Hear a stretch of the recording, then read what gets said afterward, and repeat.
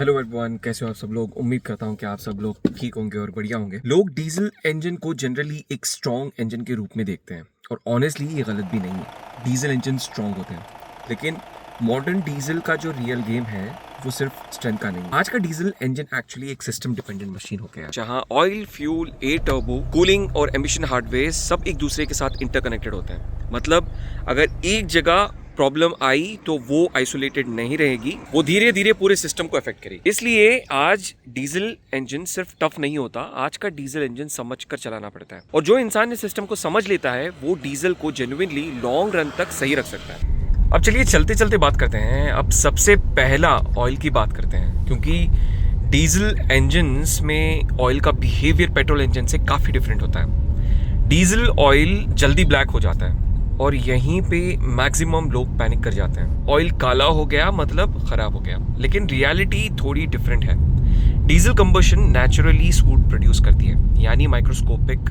Carbon particles. अब engine oil के अंदर डिस्पर्सेंट एडिटिव्स होते हैं। इनका काम होता है इन सूट पार्टिकल्स को रैप करके सस्पेंशन में रखना, ताकि ये पार्टिकल्स चिपक के स्लज ना बना दे और इंजन के अंदर डिपॉजिट ना हो जाए। अब इसको और इंटरेस्टिंग बनाता है एक EGR सिस्टम, यानी exhaust gas recirculation. EGR exhaust gases को वापस इनटेक में भेजता है ताकि नाइट्रोजन ऑक्साइड एमिशंस का, लेकिन साइड इफेक्ट क्या होता है, सूट और बढ़ जाता है। इसलिए डीजल ऑयल का जल्दी ब्लैक होना बहुत केसेस में प्रॉब्लम नहीं होता, बल्कि ये साइन होता है कि ऑयल अपना काम कर रहा है। और एक इम्पॉर्टेंट पॉइंट यहाँ पे समझना हम सबको चाहिए कि अगर डीजल ऑयल काफी देर तक क्लीन दिखे तो वो भी हमेशा गुड साइन नहीं होता। हो सकता है ऑयल कंटामिनेंट्स को होल्ड ही नहीं कर पा रहा हो और वो अंदर डिपॉजिट हो रहे हैं। अब ऑयल सिर्फ सूट की वजह से डार्क नहीं होता, एक और प्रोसेस होती है oxidation. Engine oil continuously heat और कूल होता रहता है, इन्हें बोलते हैं हीट साइकिल्स। हर हीट साइकिल में ऑयल स्ट्रेस लेता है और हाई टेम्परेचर पे ऑक्सीजन के साथ रिएक्ट करते रहता है। ये रिएक्शन ऑयल को धीरे धीरे ब्रेक डाउन करती रहती है और एसिडिक बाई प्रोडक्ट्स बनाती रहती है। बिल्कुल सिंपल एग्जाम्पल अगर हम लेंगे तो जैसे एप्पल कट करने के बाद आपने देखा होगा कि वो ब्राउन हो जाता है। सेम कॉन्सेप्ट, बस यहाँ केमिकल लेवल पे हो रहा है। इसलिए ऑयल का कलर देख के डायरेक्ट कंक्लूजन निकालना थोड़ा बिगिनर लेवल अप्रोच हो जाता है हम सबके लिए। देखिए, लाइट एम्बर मतलब फ्रेश ऑयल होता है, लाइट ब्राउन मतलब normal soot buildup. Black diesel में ऑफर नॉर्मल होता है। मिल्की अगर ऑयल आपको दिख रहा है तो इसका मतलब ये हो सकता है कि कूलेंट या वाटर कंटामिनेशन हो गया है। मेटालिक शाइन मतलब इंटरनल वेयर है, जो कोई भी देखना नहीं चाहता अपने इंजन के ऑयल का कलर।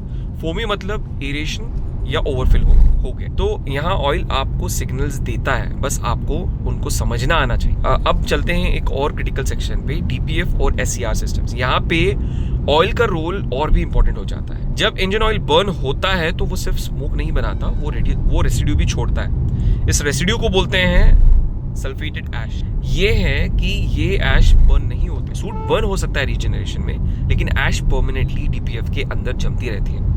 धीरे धीरे फिल्टर चोक हो जाता है और एक पॉइंट के बाद क्लीनिंग या रिप्लेसमेंट ही ऑप्शन बचता है। यहाँ एक टर्म आता है सैप्स। सैप्स मतलब सल्फेटेड ऐश, फॉस्फोरस और सल्फर। फॉस्फोरस कैटालिटिक सर्फेसेस को पॉइजन करता है और सल्फर डिपॉजिट क्रिएट करता है। इसलिए मॉडर्न डीजल इंजन्स को चाहिए low SAPS oil. ACE C category oils इसी रीजन से यूज होते हैं। C1 यानी कि मैक्सिमम DPF प्रोडक्शन देता है। C3 बैलेंस कैटेगरी होती है। C4 यानी कि स्पेसिफिक एप्लीकेशंस के लिए होता है और E9 या फिर E6 हैवी ड्यूटी इंजन्स के लिए होता है। सिंपल बात, गलत ऑयल यूज आपने किया तो डैमेज स्लो होगा बट श्योर होगा। अब आते हैं डीजल के हार्ट पे, which is fuel system. Modern diesel engines use करते हैं high pressure common rail system, यानी HPCR। ये सिस्टम फ्यूल को एक्सट्रीमली हाई इंजेक्शन पे, हाई प्रेशर पे इंजेक्ट करता है। कभी कभी 2000 बार से ऊपर भी चला जाता है, यानी रफली 29,000 PSI। कंपैरिजन के लिए अगर मैं बताऊं, एक नॉर्मल कार टायर अराउंड 35 से 40 PSI होता है। सोच लो डिफरेंस कितना मैसिव है। ये सिंपल स्प्रे नहीं है, ये एक प्रॉपर ऑटोमाइजेशन है।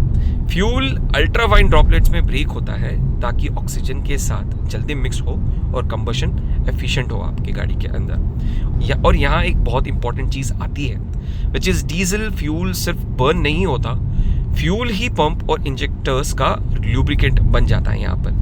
मतलब fuel quality directly engine hardware की लाइफ डिसाइड करती है। प्रीमियम डीजल में एडिटिव्स होते हैं सीटेन इम्प्रूवर्स इग्निशन डिले कम करते हैं, ल्यूब्रिसिटी एजेंट्स वेयर कम करते हैं, डिटर्जेंट्स इंजेक्टर क्लीन रखते हैं, करोजन इनहिबिटर्स रस्ट रोकने में हेल्प करते हैं और स्टेबलाइजर्स फ्यूल को डिग्रेड होने से बचाते हैं। यानी फ्यूल एक सिंपल लिक्विड नहीं है, ये सिस्टम का एक एक्टिव पार्ट है। अब ऑप्टिमाइजेशन को और क्लीनली अगर हम समझें, इंजेक्टर नोजल का काम होता है फ्यूल को एक प्रॉपर स्प्रे पैटर्न में निकालना। अगर स्प्रे कोन में हो रहा है तो कंबशन क्लीन होती है, पावर स्टेबल रहती है, लेकिन अगर नोजल पे डिपॉजिट्स आ गए तो स्प्रे डिस्टॉर्ट हो जाता है, कोन की जगह पेंसिल जेट जैसा स्प्रे आने लगता है और फिर इश्यूज स्टार्ट होते हैं। पिस्टन पे हॉटस्पॉट्स बनने लगते हैं, सूट इंक्रीज हो जाता है, इनकम्प्लीट कंबशन के चांसेस होते हैं, पावर लॉस होने लगता है और डीपीएफ पर लोड भी बहुत ज़्यादा पड़ता है। यानी एक छोटा सा इंजेक्टर इशू पूरी इंजन एफिशिएंसी को अफेक्ट कर देता है। अब टर्बो की बात करें, क्योंकि यहाँ लोग सबसे कॉमन गलतियाँ करते हैं। टर्बो चार्जर बेयरिंग ऑयल से लुब्रिकेट और कूल होते हैं। प्रॉब्लम तब होती है जब आप हार्ड ड्राइव के बाद इंजन तुरंत बंद कर देते हो, जब वो उस टाइम पे बहुत हॉट होता है। देखिए, इंजन बंद हो गया तो ऑयल फ्लो भी बंद हो जाएगा। इसको बोलते हैं हीट सोक। ये हीट बियरिंग हाउसिंग में ट्रांसफर होती है और अंदर का ऑयल कार्बन में कन्वर्ट हो जाता है। इस प्रोसेस को बोलते हैं ऑयल कोकिंग। ये डिपॉजिट्स बियरिंग को डैमेज करते हैं और ऑयल पैसेजेस को ब्लॉक कर देते हैं। सॉल्यूशन सिंपल है, हार्ड ड्राइव के बाद 30 से 60 सेकेंड्स आप अपनी गाड़ी को आइडल रख लो, बस इतना, और कुछ नहीं। अगर आप बात करें हम ग्लो प्लग्स की, लोग समझते हैं सिर्फ कोल्ड स्टार्ट के लिए होता है। देखिए, मॉडर्न डीजल में रोल काफ़ी अब बदल चुका है ग्लो प्लग्स का।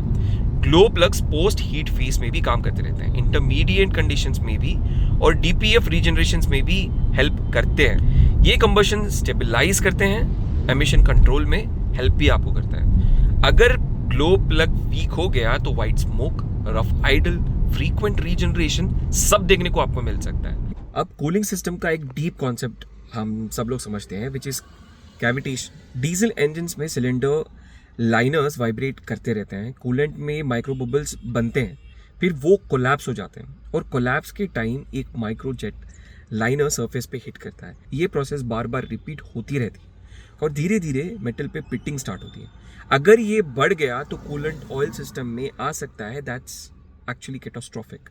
इसलिए कूलेंट सिर्फ कूलिंग के लिए नहीं होता, वो एक प्रोटेक्टिव लेयर बनाता है। यहाँ पे एक ओट, होट, नोट, ये सब कूलेंट टेक्नोलॉजीज इसी काम के लिए हैं और मिक्सिंग अवॉइड करना इंपॉर्टेंट है, वरना प्रोटेक्शन खत्म भी हो सकती है। और डीपीएफ रीजनरेशन सिंपल लैंग्वेज में अगर हम समझे तो डीपीएफ सूट ट्रैप करता है और फिर उसको बर्न ऑफ करना पड़ता है।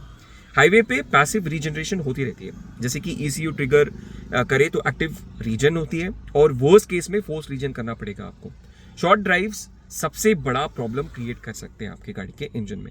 इंजन प्रॉपर टेम्परेचर तक नहीं जाता तो सूट ज़्यादा बढ़ता है, रीजनरेशन जो होती है वो इनकम्प्लीट होती है। इसलिए डीजल को कभी कभी प्रॉपर हाईवे रन चाहिए होता है, इंजन को एक्सरसाइज चाहिए। अब डायग्नोस्टिक्स की अगर बात करें तो मॉडल डीजल में स्कैनर काफ़ी इंपॉर्टेंट हो गया है। डैशबोर्ड लाइट का वेट मत करो, लाइव डेटा भी आप देख सकते हो। डीपीएफ सूट लोड हो गया, इंजेक्टर बैलेंस हो गए, या फिर फ्यूल रेल प्रेशर हो गया, या फिर ईजीआर पोजीशन, ये सब अर्ली वार्निंग देते हैं। अब फॉल्ट कोड्स भी क्लियर सिग्नल्स देते हैं, ये रैंडम नंबर्स नहीं होते, ये इंजन की लैंग्वेज होती है। अब लास्ट पार्ट अगर हम समझेंगे तो वो है लीक्स। ठीक है, डीजल इंजन में वाइब्रेशन ज़्यादा होती है तो लीक्स कॉमन होते हैं। ऑयल लीक टर्बो साइड पे डेंजरस हो सकता है, कूलेंट लीक वाइट स्मोक ला सकता है आपकी गाड़ी में, फ्यूल लीक हाई प्रेशर में रिस्क होता है और फ्यूल डाइल्यूशन ऑयल को थिन करके डैमेज एक्सेलरेट कर सकते हैं। यहाँ पर पॉइंट सिंपल है, डीजल फेलियर कभी आइसोलेटेड नहीं होता, सब कनेक्टेड होता है। तो फाइनल बात, डीजल स्ट्रॉन्ग है बट सिर्फ तब जब आप उसको समझ के मेंटेन करते हो। Right oil, right fuel, proper driving, thermal discipline और डायग्नोस्टिक अवेयरनेस, थोड़ी सी ही सही। डीजल का रियल रिवॉर्ड माइलेज नहीं है, रियल रिवॉर्ड है लॉन्ग टर्म रिलायबिलिटी। और जब सिस्टम सही चल रहा होता है तब डीजल सिर्फ एफिशिएंट नहीं होता, एक्चुअली ड्यूरेबल भी हो सकता है। अगर आपको ऐसे वीडियोस पसंद आते हैं तो please do subscribe this channel. देखिए, हमारा ये चैनल तब तक बढ़ नहीं सकता, ग्रो नहीं कर सकता तब तक इसको आपका सपोर्ट नहीं मिलेगा। आप भी सजेस्ट कर सकते हो ऐसे कोई टॉपिक्स जिस पे आप डिस्कशन करना चाहते हो, तो we will definitely try to bring all of those topics in the upcoming future videos. तब तक के लिए मैं आपको मिलता हूँ किसी और इंटरेस्टिंग नेक्स्ट टॉपिक के साथ। Drive safe and stay safe.